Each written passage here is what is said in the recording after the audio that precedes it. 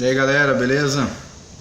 Eu queria hoje vir falar aqui sobre um assunto aí que saiu divulgado na internet e é sobre uma pesquisa que foi feita e que essa pesquisa teria descoberto que os animais eles percebem, né, quando um vizinho ou algum amigo do dono ele não gosta na realidade da pessoa. Então esse animal ele acabaria percebendo isso e manifestando um comportamento agressivo, um comportamento diferente.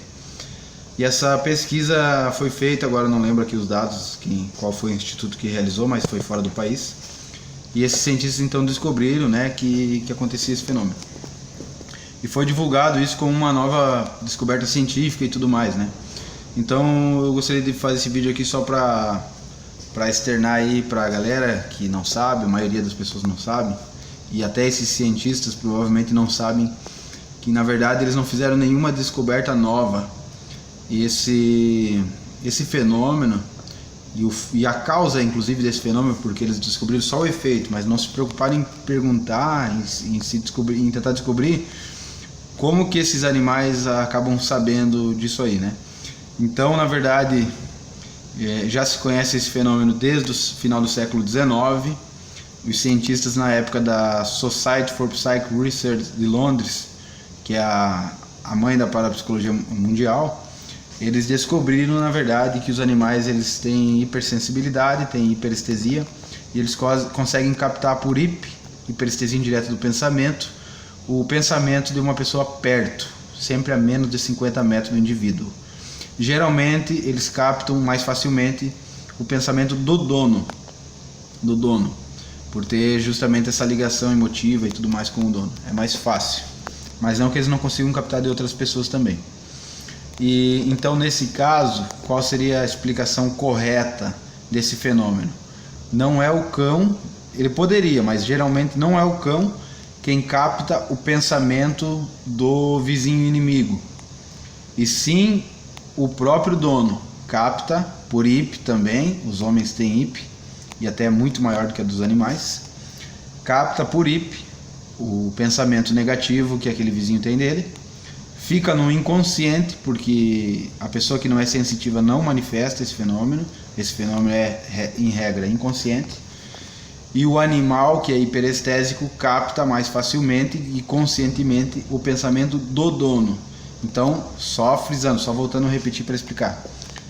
O dono do animal capta o pensamento do vizinho ou do amigo falso, certo? Fica a nível inconsciente, não sobe para a consciência. Então, o dono não se inteira desse pensamento, não sabe. O animal, por sua vez, perto do dono, capta, também por hiperestesia. E aí o animal tem o comportamento ou agressivo ou de se isolar, né, conforme o temperamento do animal, né? Então é isso, está explicado o fenômeno, não é novo, não foi nenhuma descoberta nova, mas foi bom que fizeram esse teste. Isso confirma os descobrimentos da parapsicologia ao longo dos anos, já há mais de um século que existe. Infelizmente ela não é aceita, entre aspas, pela comunidade científica, muito entre aspas, porque na verdade é a comunidade científica verdadeira aceita sim todas as pesquisas da parapsicologia, porque elas seguem o rigor do método científico. Apenas alguns preconceituosos, e esses que geralmente dominam a mídia, dominam as propagandas, as revistas, as instituições, as universidades, é que não aceitam por ignorância, por não conhecer realmente a coisa, e é muito mais fácil negar algo do que ter que estudá-lo, né? Mas isso não é ciência. A ciência não pode se propor a negar ou afirmar uma coisa sem antes ter estudado, né? Então a parapsicologia já está aí mais de um século, já se estabeleceu, tem pesquisas qualitativas e quantitativas e não há como negá-la, né?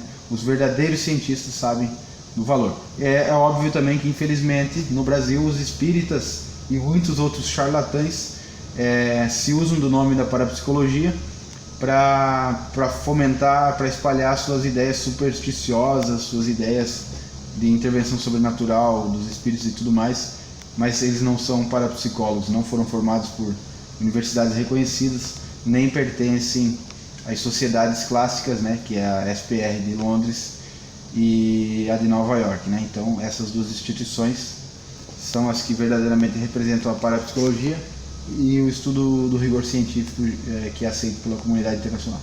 Beleza, pessoal? É isso aí o vídeo de hoje. Um abraço, valeu, tchau, tchau.